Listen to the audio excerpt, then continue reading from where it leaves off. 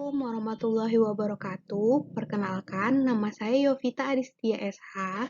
Saya peserta Latsar CPNS 2022 BPSDM Pemprov Sumatera Utara. Nah, di sini saya akan menjelaskan mengenai analisis isu kontemporer.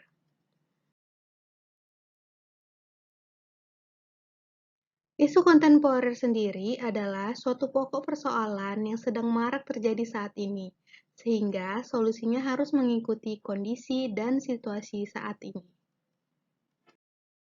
Contoh isu kontemporer sendiri adalah korupsi, narkoba, money laundering, dan proxy war cyber. Apa yang harus kita lakukan? Kita diminta untuk dapat menganalisis dan mencari solusi dari permasalahan tersebut, agar kita tidak terjerumus ke dalam masalah itu. Bagaimana caranya?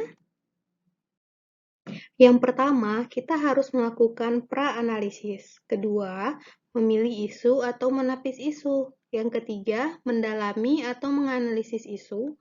Dan yang keempat, alternatif penyelesaiannya. Pra-analisis, yaitu mengidentifikasi beberapa isu yang beredar. Caranya adalah dengan memilih isu menggunakan metode APKL. APKL sendiri adalah aktual, problematik, kekhalayakan, dan layak. Aktual sendiri adalah benar terjadi dan sedang hangat dibicarakan. Problematik, isu memiliki masalah yang kompleks sehingga perlu segera dicari solusinya. Kekhalayakan, isu yang menyangkut hajat hidup orang banyak. Layak sendiri adalah isu masuk akal dan realistis, serta relevan untuk dimunculkan inisiatif pemecahan masalah. Nah, di sini saya berikan contoh tabel APKL. Kita disuruh mencari 4 atau sampai 5 isu yang sedang hangat dibicarakan untuk kita identifikasi. Kemudian, 4 atau 5 isu tersebut kita masukkan ke dalam tabel isu. Isu A, B, C, atau D.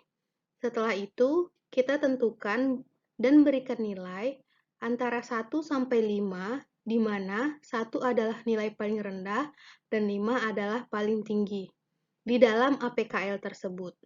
Nah, setelah itu kita jumlahkan mana yang nilai yang paling tinggi adalah menjadi prioritas.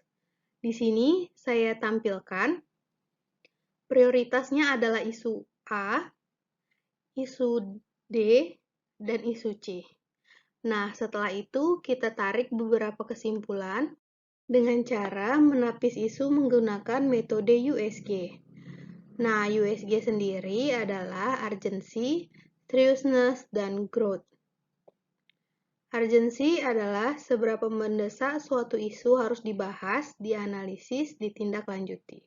Seriousness, seberapa serius suatu isu harus dibahas, dikaitkan dengan akibat yang ditimbulkan.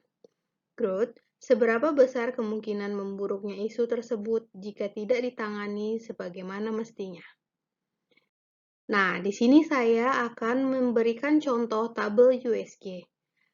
Nah, isu yang sudah kita analisis tadi, kita ambil 2 yang paling prioritas, yaitu isu B dan isu C. Nah, kita akan menggunakan metode USG, di mana kita akan memberikan nilai dari 1 sampai 5, di mana 1 adalah yang paling rendah dan 5 adalah yang paling tinggi. Kemudian, jumlahnya yang paling tinggi adalah menjadi prioritas. Di sini, isu B menjadi prioritas. Isu. Nah, di sini ada beberapa cara untuk mendalami isu. Salah satunya adalah Fishbone, di mana Fishbone adalah alat analisis untuk menentukan hubungan sebab dan akibat. Kemudian, SWOT adalah alat analisis dengan menganalisa faktor kekuatan, kelemahan, peluang, dan ancaman. Kemudian, mind mapping atau pemetaan pikiran, di mana Pemetaan pikiran adalah suatu metode memaksimalkan potensi pikiran manusia dengan menggunakan otak kanan dan otak kirinya secara simultan. Di sini, saya akan menjelaskan mengenai penyelesaian isu, yaitu alternatif penyelesaian, di mana kita diminta untuk memberikan alternatif untuk menyelesaikan masalah tersebut. Kemudian, tahapan di setiap alternatif. Apa saja tahapan-tahapan yang diperlukan di dalam penyelesaian alternatif tersebut? Hasil yang diharapkan. Apa hasil yang diharapkan setelah melakukan alternatif tersebut? Kemudian, para pihak. Para pihak itu adalah orang-orang yang berkaitan dalam penyelesaian alternatif tersebut. Sekian penjelasan mengenai isu kontemporer. Semoga apa yang saya berikan dapat bermanfaat. Dan saya akhiri dengan wabillahi taufiq wal hidayah. Assalamualaikum warahmatullahi wabarakatuh.